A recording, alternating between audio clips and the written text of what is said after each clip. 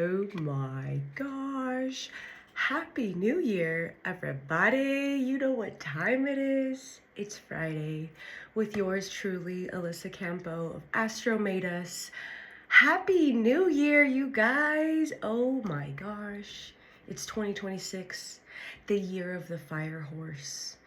And already I can feel such a big transition moment. I don't know if you guys are feeling that already.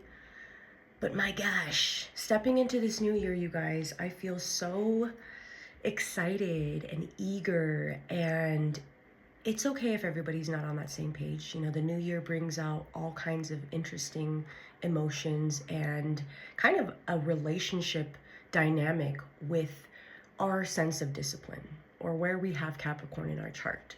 So we'll dive right into the astrology, you guys. Capricorn is the theme of the moment. We have Sun, Mercury, Venus, and Mars all in Capricorn. Now, personally, I'm really happy and excited to have less Sagittarius in the chart because you be saying things that you don't realize until after you say them. And this Capricorn energy, you guys, has really brought us a level of maturity, a level of refinement, and a level of authority that all of us feel so deeply inside. And the energetics of 2025, the year of the snake, and deep internal work, shedding our old skin, stepping into new embodiment, to new sides of ourselves that were always there, but we kind of reconnected with. And you guys, already starting off with the new moon, we have, or the new year, we have a full moon in Cancer. So this is happening this weekend. So checking out where we have Cancer and Capricorn in our charts is going to be super helpful on a personal level. This being because we need to see where our nurturing style is, where our nourishment comes from. Where we have Cancer in our chart, what house and what placement, whatever signs and planets you have here, that's going to show you where you have this grounded, realistic, very disciplined sense of support. And it does take on a more serious undertone, but with that Cancer full moon, you guys, it's really showing us how we need to go deeper in that sense of self-love and that nurturing energy. So with the opposite, it's Capricorn season. We have the Cancer full moon. And so we see where we've been over giving and over nurturing and cutting that supply off to ourselves. So this theme is really about cutting toxic cords, relationships that just don't feel balanced or in alignment, and really finding peace in our output level with our work. Capricorn season does bring up a lot of, it's the new year, New Year's resolutions, I want to do this, da-da-da. And then there's also the other part of the collective that's like, hey, the new year doesn't start until April with the astrological new year, which absolutely. And then there's the Chinese New Year.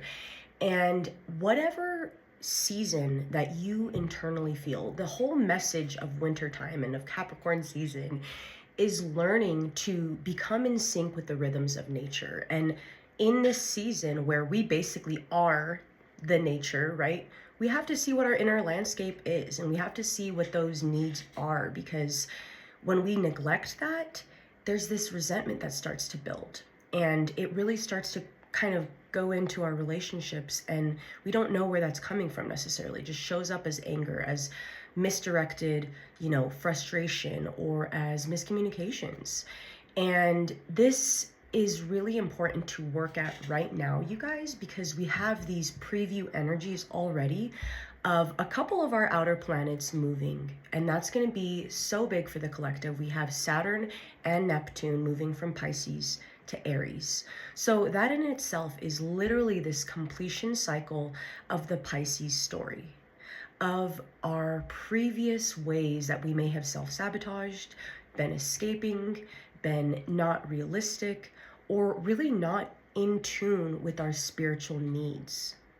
And this is a different one because, again, coming from different religious backgrounds or conditionings or upbringings, this is really teaching us how to embody the next level of Pluto in Aquarius, you guys. I'm going to touch on that because I feel like that's a really important thing to talk about.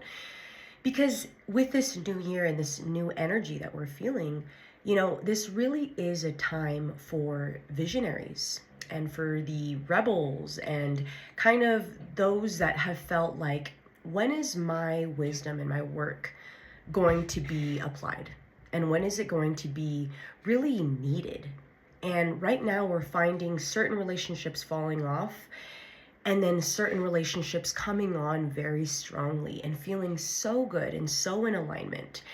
And we really have to look to these energies and trust and know that this energy of Saturn and Neptune being in Aries is the permission slip for you to not get that external validation piece anymore, to literally take that will, take that intention and that energy and that enthusiasm and go forward. We don't need the outer Pluto in Capricorn era of, I need to raise my hand and ask permission and shrink down if I feel, you know, intimidated or I'm being too much.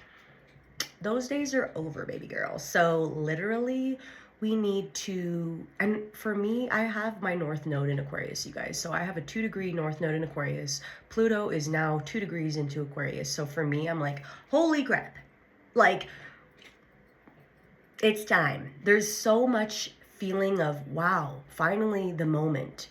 And that's the beauty of when we see kind of condensed energies of, you know, a ton of Aquarius and a ton of Capricorn, okay? We're going to be feeling a lot of that. And so what does that mean? Well, what is the evolution from Capricorn to Aquarius?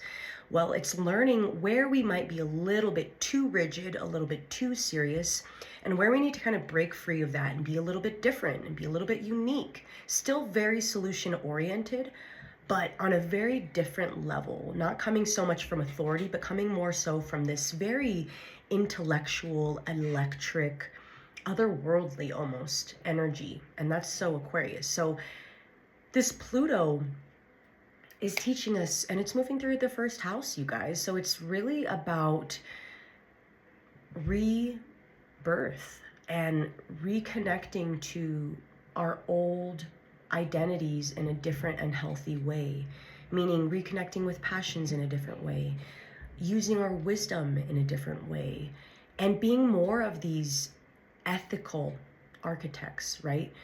With Saturn in its final degrees with Pisces in its final degrees and Saturn and Neptune right now, you guys, this is, again, the completion of the story, the end of the cycle of self-sabotage, the end of kind of not being realistic or grounded in these goals, the North Node being in Pisces, and it's going to shift into Aquarius this year. So I'm like, oh my gosh, this is like such an exciting time. I have a Jupiter return this year, and we really need to get serious about stepping into that initiation, that self-initiation, you guys, of what it is that we're building for the future and what it is that we're envisioning, and how every day we're stepping into that reality and we're, you know, listening to that South Node in Virgo of, it doesn't have to be perfect, it just has to be done, and you just have to keep going one step after the next, right?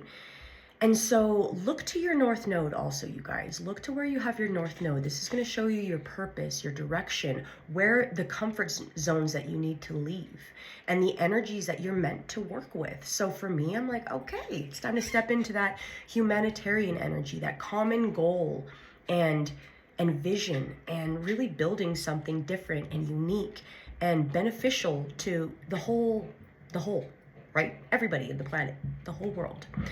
So that's exciting. I really feel good about this astrology right now. It is that nice, like, okay, we're out of the void of like in between holidays and we're stepping into this new embodiment. I have a Capricorn moon, so of course I'm like, yeah, New Year's resolution and this and that. But depending on where you have it in your chart, you're going to listen to that voice and you're going to listen to that energy and that pace, because it's very much on your time. However, Aries doesn't waste time. And Aries is fast moving, and the change is going to feel like, whoa, almost like, is that too good to be true?